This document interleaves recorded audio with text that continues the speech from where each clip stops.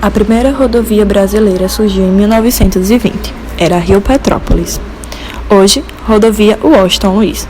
Foi construída no período em que esse presidente estava no poder. A partir de 1940 e 1950, a construção de rodovias ganhou um poderoso impulso devido a 3 fatores principais: a criação do Fundo Rodoviário Nacional, a construção da Petrobras e a implantação da indústria automobilística. Em 1957, as primeiras rodovias do Brasil surgiram no Nordeste em programas de combate à seca.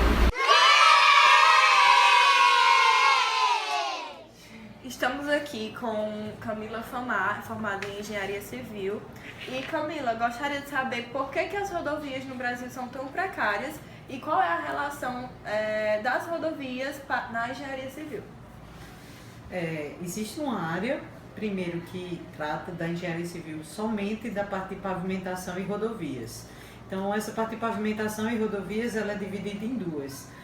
Tanto o planejamento do fluxo que vai passar, por exemplo, nas cidades, como é que o trânsito ele vai se comportar, e também tem as rodovias a nível federal, estadual, e também tem 2 tipos de rodovias. Então temos uma malha que é feita de asfalto, que é a rodovia do tipo de pavimentação que a gente chama de flexível, e tem a pavimentação que a gente chama do tipo rígida, que são malhas que são feitas de concreto armado.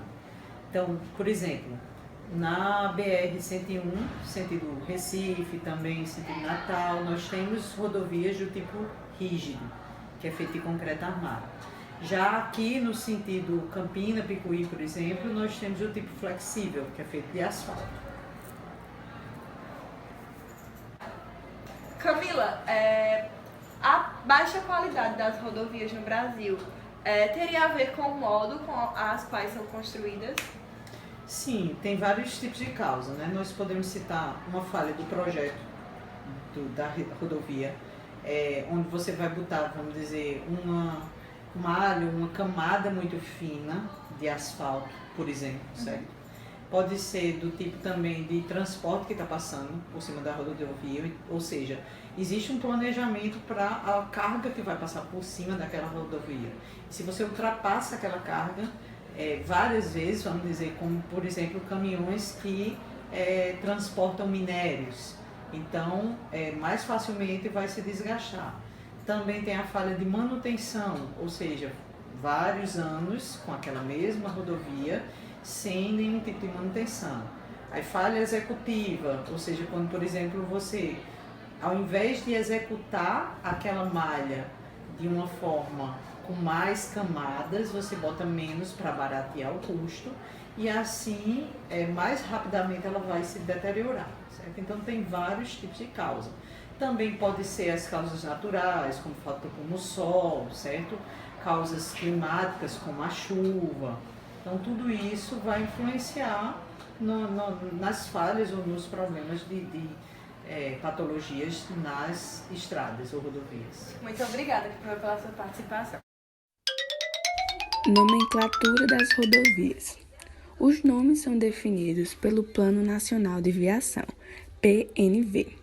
A nomenclatura das rodovias é definida pela sigla BR, que significa que a rodovia é federal, seguida por 3 algarismos. O primeiro algarismo indica a categoria da rodovia, de acordo com as definições estabelecidas no Plano Nacional de Viação. Os 2 outros algarismos definem a posição a partir da orientação geral da rodovia, relativamente à capital federal e aos limites do país, norte, sul, leste e oeste. Rodovias radiais são as rodovias que partem da capital federal em direção ao extremo do país. Nomenclatura BR-0XX. Primeiro algarismo, 0. Algarismos restantes.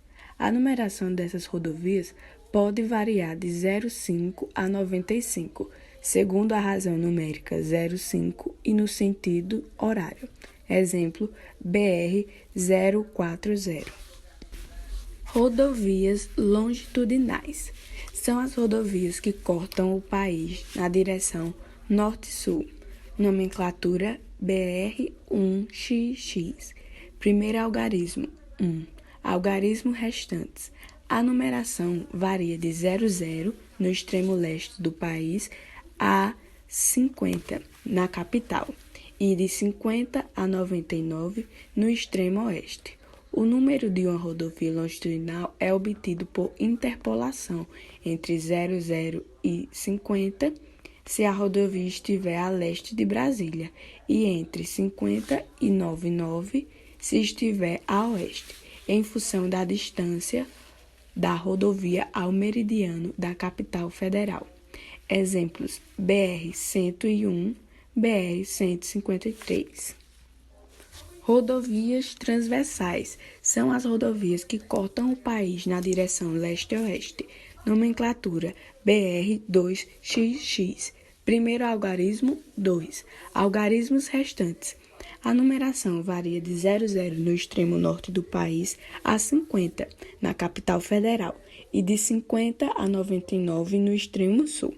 O número de uma rodovia transversal é obtido por interpolação entre 00 e 50, se a rodovia estiver ao norte da capital, e entre 50 e 99, se estiver ao sul, em função da distância da rodovia ao paralelo de Brasília.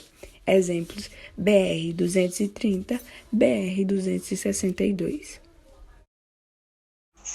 Rodovias diagonais. Essas rodovias podem apresentar dois modos de orientação: noroeste-sudeste ou nordeste-sudoeste. Nomenclatura: BR-3XX. Primeiro algarismo 3. Algarismos restantes. A numeração dessas rodovias obedece a seguintes critérios. Primeiro, diagonais orientadas na direção geral noroeste e sudeste.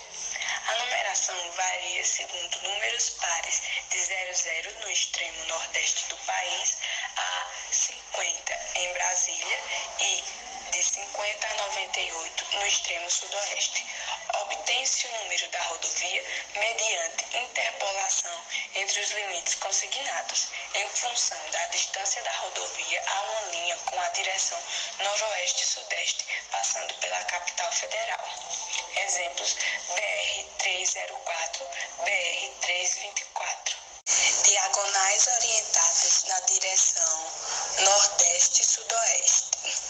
A numeração varia segundo números ímpares de 01 no extremo noroeste do país a 51 em Brasília e de 51 a 99 no extremo sudeste. Obtém-se o número aproximado da rodovia mediante interpolação entre os limites consignados em função da distância da rodovia a uma linha com direção nordeste-sudoeste, passando pela capital federal. Exemplo: BR-319, BR-365. Rodovias de ligação. Estas rodovias apresentam-se em qualquer direção, geralmente ligando rodovias federais ou pelo menos uma rodovia federal a cidades ou pontos importantes, ou ainda a nossas fronteiras internacionais. Nomenclatura: BR-4XX. Primeiro algarismo 4. Algarismos restantes. A numeração dessas rodovias variam entre 00 e 50, se a rodovia estiver ao norte do paralelo da capital federal, e entre 50 e 99, se estiver ao sul desta referência. Exemplo: BR-488. Bom dia, estamos situados no município de Picuí, onde realizaremos uma entrevista com o senhor Diógenes, de 32 anos e caminhoneiro há mais de 7. O senhor poderia nos contar, senhor Diógenes, quais são as dificuldades que apresenta as rodovias brasileiras atualmente? Gostaria de saber sobre a questão da insegurança nas estradas. O que o senhor poderia me contar sobre tal assunto? Mas certamente esse foi um dos primeiros aspectos que apareceram na sua mente, né? Quando falamos de problemas enfrentados pelos motoristas de caminhão, infelizmente a falta de segurança é uma realidade do nosso país, que vivemos hoje em dia. Nas estradas não poderia ser diferente. Isso eu estou aqui para comprovar. O objetivo da construção da rodovia seria isso, a facilidade em não ter buracos para nossos companheiros, amigos transitar, como ambulância, todo tipo de transporte terrestre. Infelizmente, a Transamazônica era para interligar a região norte ao restante do país, só que isso não aconteceu. Teve uma parte dela que não pôde ser construída por causa que estava numa área de preservação do IBAMA. Infelizmente, essa briga vem de 1960 e continua. É uma rodovia asfaltada ou não? Não, ela só tem em torno de 60% asfaltada. O demais é só barro. Antes de iniciar a entrevista, o senhor Diógenes estava falando sobre seus colegas que já chegaram a passar 15 dias na estrada tentando atravessar. Por questões de chuva e do escoamento, não ocorreu e eles passaram por diversas dificuldades e chegaram a ter fome por não ter onde se alimentar no local. No Brasil, chega em média 47 mil por ano de mortos por acidentes terrestres.